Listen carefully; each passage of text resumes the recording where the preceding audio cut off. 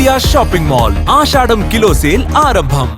BRS హయాంలో ప్రభుత్వ భూముల్ని అమ్మితే రేవంత్ భట్టి రచ్చరచ్చ చేశారని, కానీ ఇప్పుడు కాంగ్రెస్ అధికారంలోకి వచ్చాక భూములు అమ్మి ఆదాయం ఎలా సమకూరుస్తుందని ప్రశ్నించారు హరీష్ రావు. దీనికి గట్టిగా కౌంటర్ ఇచ్చారు సీఎం రేవంత్.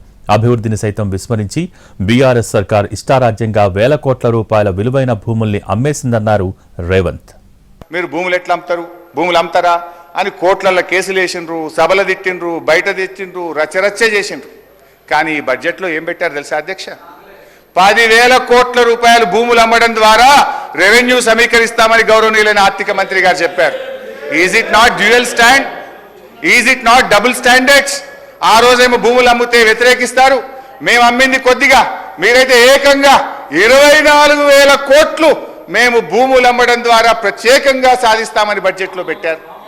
అధ్యక్ష, బడ్జెట్లో ఏం పెట్టారు? 10,000 కోట్ల రూపాయలు భూములు అమ్మి సాధిస్తారట, మరో 14,000 కోట్లు అడిషనల్ రెవెన్యూ మొబిలైజేషన్ అని పేర్కొన్నారు. నేను అంటున్నా, శాసనసభ కంటే పెద్దదేంది అధ్యక్ష?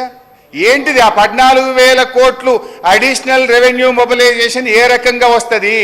ఇవాళ ఇన్ని తప్పిదాలు చేసి ఉన్నాయని నమ్మి మా మల్రెడ్డి రంగారెడ్డి గారు ఎప్పుడు మొత్తుకుంటుంటారు, అన్నీ మా భూములు అమ్ముకున్నారు, కనీసం మాకు రోడ్లు కూడా వేయలేదు, మా డ్రైనేజ్కి కనీసం మురికి కాలువలు కట్టుకోనికి కూడా నిధులు ఇవ్వలేదు, మా కాలేజీలు కూడా కట్టుకోవడానికి నిధులు ఇవ్వలేదని మా మల్రెడ్డి రంగారెడ్డి గారు అంటుంటారు.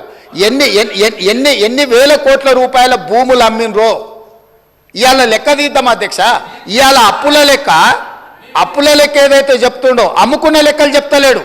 రంగారెడ్డి జిల్లాలో భూములు అమ్ముకుంటారు, రంగారెడ్డి జిల్లాలో ఉన్న ఆస్తులు అమ్ముకుంటారు. ఇంకా సిగ్గు లేకుండా వీడికొచ్చి మేము ఎలుగబెట్టినామని ఇవాళ వీడికొచ్చి మాటలు చెప్తుండ్రా?